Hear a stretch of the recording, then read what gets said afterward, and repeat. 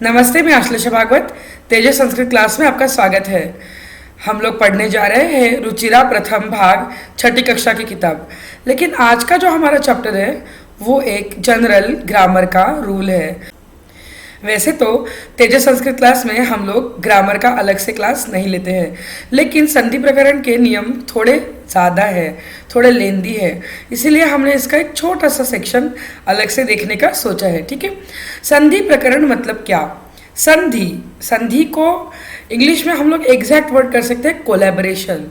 तो जब दो शब्द एक दूसरे के बहुत करीब आ जाते हैं और उनके बीच में कोलैबोरेशन हो जाता है, उसे हम लोग संधि कहते हैं। अगर इंग्लिश में इसका एक सिंपल एग्जांपल देने जाएंगे तो इजेंट, इजेंट हम लोग बोलते हैं ना, इजेंट, इजेंट कोई वर्ड नहीं है, इज नॉट, जब वो दोनों एकदम करीब आ जाते हैं तो उसका इजेंट हो जाता है ना। तो इस तरीके से संस्कृत में भी जब दो शब्द एक दूसरे के पास में आ जाते हैं तो उनका संधि हो जाता है, उनका कोलैबोरेशन हो जाता है और वर्ड कुछ और ही बन जाता है। तो उसके क्या रूल्स है वो आज हम लोग देखेंगे। तो हम लोग स्टार्ट करते हैं संधि प्रकरण को।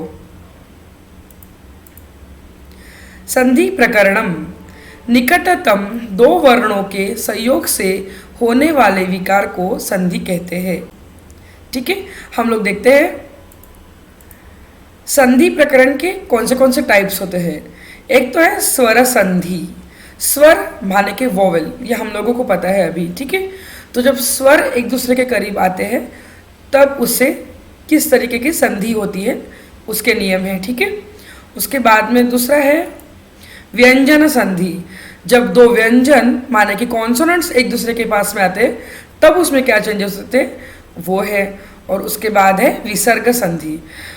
अभी इसमें से हम लोगों को स्वर संधि ही इस साल पढ़ना है। व्यंजन संधि और विसर्ग संधि इनको हम लोग आगे जाके देखेंगे। ठीक है, स्वर संधि के कुल 5 भेद है।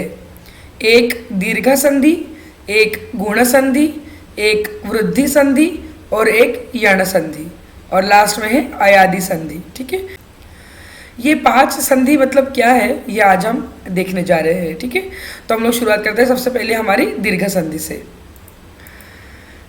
अब ये स्वरमाला बीच में कहाँ से आ गई? आज हम लोग स्वर संधि देख रहे हैं, तो हम लोगों को एक बार स्वरमाला को रिवाइज करना है। ठीक है, मैं आपके लिए एक बार स्वरमाला पढ़ लेती हूँ। अ आ इ उ ऊ ऋ ऋ लृ ए ऐ ओ औ अम आह। ठीक है, इसमें से आपको क्लियर दिख रहा होगा कि अ आ इनको मैंने एक साथ अंडरलाइन किया है। ठीक है, ह्रस्व और दीर्घ इसके नीचे लिखा है, मतलब कि अ और आ ये एक ही स्वर है। अ ह्रस्व है और आ दीर्घ है। ठीक है, ई इन दोनों को भी मैंने एक साथ अंडरलाइन किया हुआ है। ई ह्रस्व और ई दीर्घ है। ठीक है, उ ह्रस्व और उ दीर्घ है, और ऋ तो इसमें से भी ऋ एक ह्रस्व है और एक दीर्घ है। ठीक है, तो अ और आ इनको हम लोग अभी हमारे समझने के लिए रियल ब्रदर्स कहेंगे। ठीक है, ई इनको अभी हम लोग समझने के लिए रियल ब्रदर्स कहेंगे, और उ इनको हम लोग रियल ब्रदर्स कहेंगे, और अ और ई को हम लोग कजिन्स कहेंगे। ठीक है, ये एक थोड़ा सा फन मेथड है हमारे संधि को याद रखने के लिए। तो हम लोग अभी आगे बढ़ते हैं।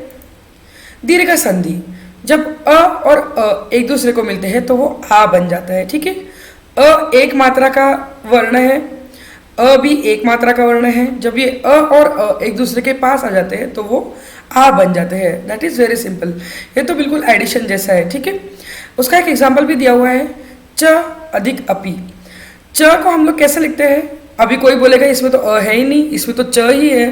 तो इसीलिए हम लोग फिर से पहले दूसरे तीसरे चैप्टर में जाते हैं, जब हम लोग हमारे जो वर्ड होते थे उनको डिसइंटीग्रेट करके लिखते थे।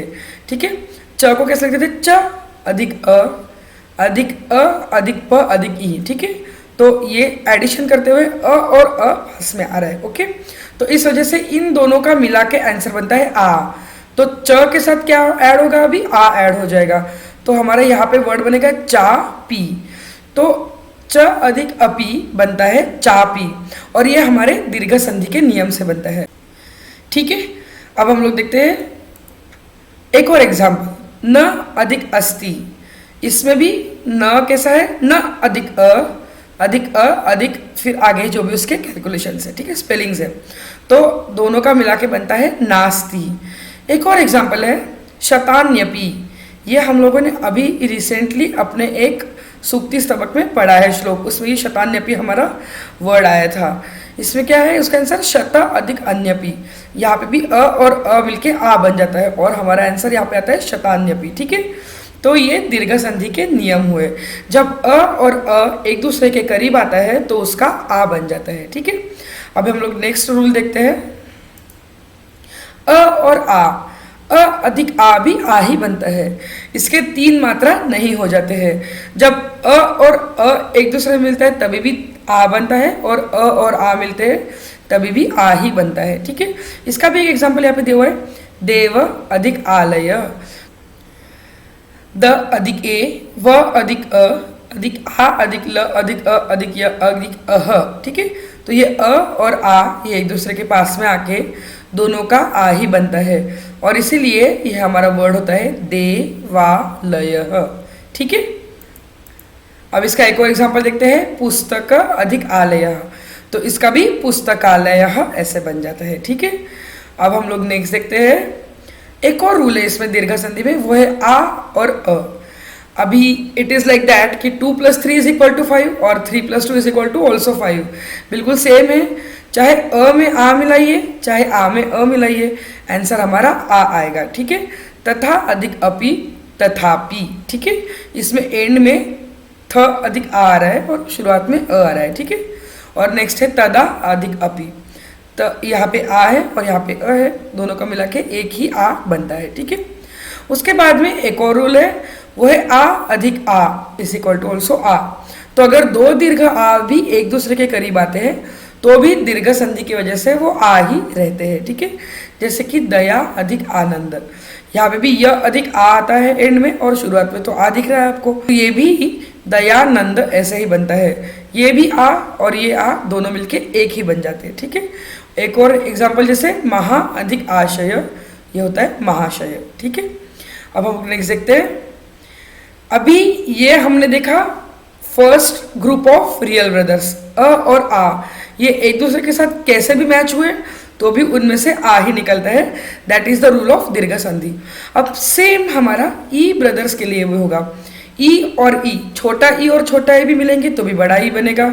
उसका एग्जाम्पल है गिरी अधिक इंद्रहा, गिरीन्द्रहा, यहाँ पे छोटा ई है, र अधिक ई और यहाँ पे भी आपको ई दिख रहा है तो बनता है गिरीन्द्रहा, ठीक है। और नेक्स्ट अगर छोटा ई बड़े ई के साथ मिलेगा तो भी बड़ा ई ही बनेगा, जैसे कि कपि अधिक ई शाह का कपि शाह बनता है, ठीक है। फिर बड़ा ई अगर छोटे ई के साथ मिलेगा तो भी बड़ा ई ही रहेगा, मही अधिक इंद्रहा महिंद्रहा। और बड़ा ई के साथ मिलेगा तो भी बड़ा ई ही रहेगा, जैसे कि लक्ष्मी अधिक ईश्वरः लक्ष्मीश्वरः, ठीक है। अब सेम रूल ऊ ब्रदर्स के लिए भी लगता है। ऊ प्लस ऊ, छोटा ऊ छोटे ऊ के साथ मिले तो भी बड़ा ऊ बनेगा, छोटा ऊ बड़े ऊ के साथ मिले तो भी बड़ा ऊ बनेगा, बड़ा ऊ छोटे ऊ के साथ मिले तो भी बड़ा ऊ बनेगा और 2 बड़े ऊ मिलेंगे तो भी बड़ा ऊ ही बनेगा, ठीक है। बड़ा छोटा कुछ नहीं होता, इसे हम लोग दीर्घ कहते हैं, दीर्घ ऊ ही रहेगा, ठीक है।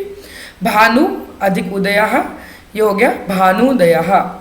लघु अधिक ऊर्मिः लघुर्मिः, ठीक है। वधु अधिक उक्ति ही वधुक्ति ही और भू अधिक ऊर्ध्वम भूर्ध्वम। अब इसको मैंने ज़्यादा एक्सप्लेन नहीं किया क्योंकि एकदम सिंपल है। ये सब रियल ब्रदर से एक दूसरे के साथ जब वो पास पास में आते हैं तो सिर्फ दीर्घ स्वर बनाते हैं and that is why it is called दीर्घ संधि, ठीक है। अब हम नेक्स्ट देखते हैं। री रू और रू मिलके रू बनता है, ठीक है। तो सबसे पहले जो हमारा गुण संधि का उदाहरण है वो है अ, अगर ह्रस्व ई के साथ मिलता है तो बनता है ए, ठीक है। उसका उदाहरण यहाँ पे दिया है सुरेंद्र। स अधिक उ अधिक र अधिक अ, तो यहाँ पे सूर में अ आता है और इंद्र में ई आपको दिख रहा है, तो अ अधिक ई ये दोनों मिल के ए बनेंगे, मतलब अ भी हट जाएगा और ई भी हट जाएगा और उन दोनों के बदले वहाँ पे ए ये स्वर आएगा, ठीक है। तो हमारा आंसर क्या आएगा फिर, र को एक ही मात्रा लग जाएगी, तो हमारा आंसर आएगा सुरेंद्र। ठीक है। उसके बाद में नर अधिक इंद्र, तो ये भी बिल्कुल सेम ऊपर के जैसा अ और ई जाके उसके जगह पे ए आ जाएगा और ये बन जाएगा नरेंद्र। ठीक है। अब नेक्स्ट देखते हैं, अगर अ दीर्घ ई के साथ भी जाता है तो भी वो ए ही बनेगा। ठीक है। गण अधिक ईशः, ये न को अ जोड़ा गया है और ई तो आपको दिख रहा है, ये दोनों स्वर हट के उसके बदले ए आ जाएगा और हमारा आंसर आ जाएगा गणेशः। ठीक है। उसके आगे है नर अधिक ईशः और हमारा आंसर आएगा नरेशः। ठीक है। अ अगर ऊ के साथ जाता है तो हमारा आंसर आएगा ओ। ठीक है। अ अगर ई ब्रदर्स के साथ जा रहे हैं तो उसका ए बनता है और अ अगर ऊ ब्रदर्स के साथ जाता है तो उसका ओ बनता है। अभी हम लोग उदाहरण देखेंगे, सूर्य अधिक उदय, तो यहाँ पे अ आएगा एंड में। ठीक है। और यहाँ पे ऊ आ रहा है, उदय का ऊ, तो ये दोनों स्वर हट जाएंगे और उसके बदले ओ आ जाएगा, तो य को ओ की मात्रा लग के सूर्योदय, ऐसे हमारा आंसर बनेगा। ठीक है। और अ अगर दीर्घ ऊ के साथ जाता है तो भी ओ ही बनेगा, जल अधिक उर्मी ही, इसका बनेगा जलोर्मी ही। ठीक है। आ अगर ऊ के साथ जाता है तो भी ओ ही बनेगा, यथा अधिक उच्चकई ही, यथोच्चकई ही। ठीक है। आ अगर ऊ के साथ जाएगा तो भी ओ ही बनेगा।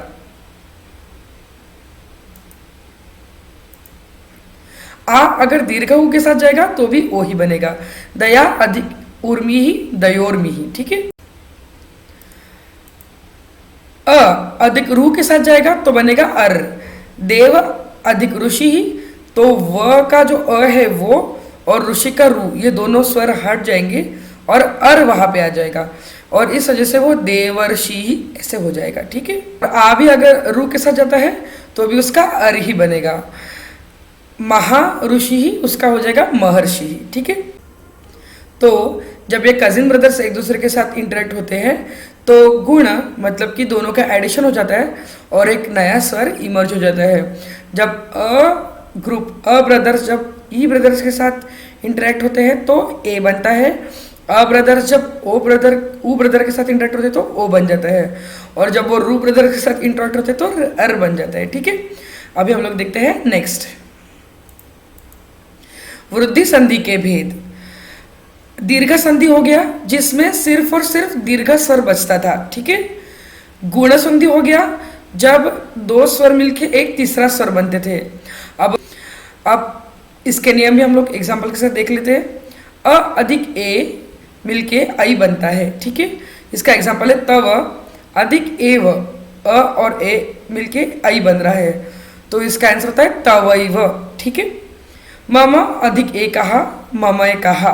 ठीक है। जब ए और आई मिलते हैं तभी भी आई ही रहता है। ठीक है। इसमें सिर्फ और सिर्फ दीर्घ स्वर रहते हैं। ठीक है।